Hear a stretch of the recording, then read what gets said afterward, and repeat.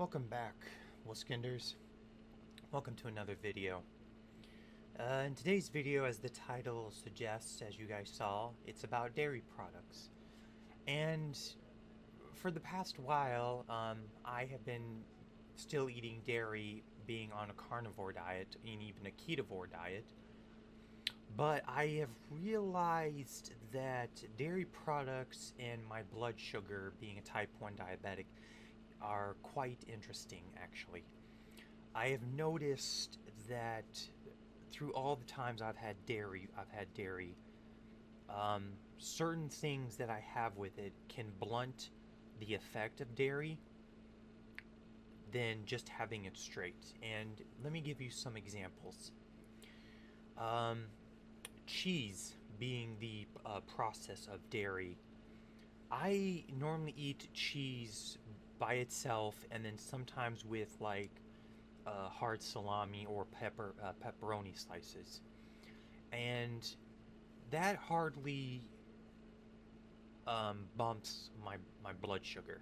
Like I hardly get a movement out of my blood sugar, and I've even eaten a big chunk of cheese by itself, maybe about that big. If you guys can see, about maybe about that big and that thick. If you guys wanted to use maybe one finger and that, like they're about that thick. And that, like I said, that the cheese doesn't seem to raise my blood sugar as much. Now on to the next one. It would be sour cream. Sour cream I normally have with pork chops. Rarely. I've had pork chops in a while, but normally when I have like pork chops, since pork chops are pretty lean and there's not a lot of fat, I normally add that as some fat.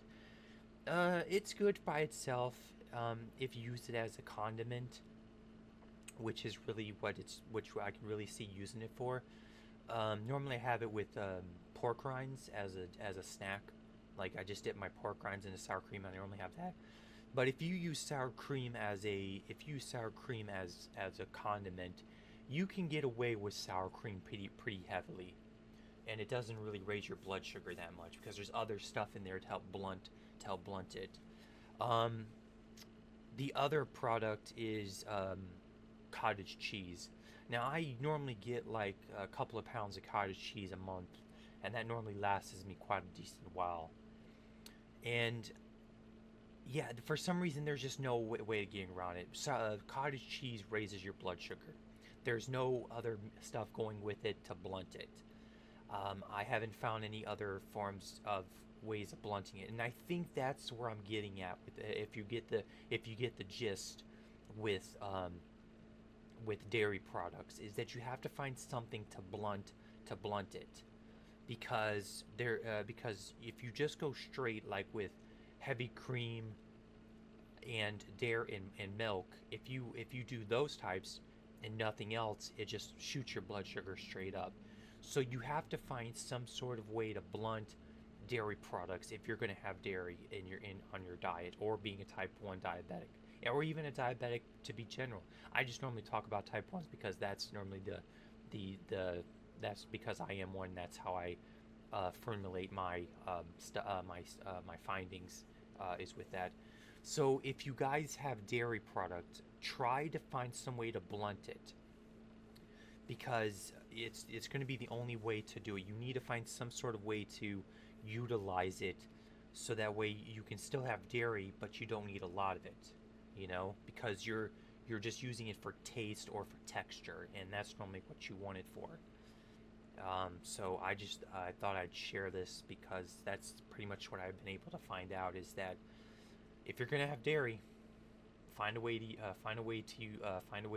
blunt it, and find some way of using it with other stuff to help minimize using a lot of it. So I don't know. I just thought this would be an interesting video to post. So I hope you guys enjoyed this little tangent of mine. Because like I said, I'm a doctor and I like to help people out.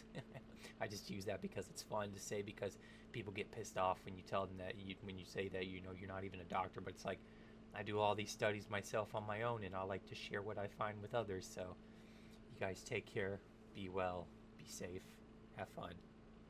Bye, everyone.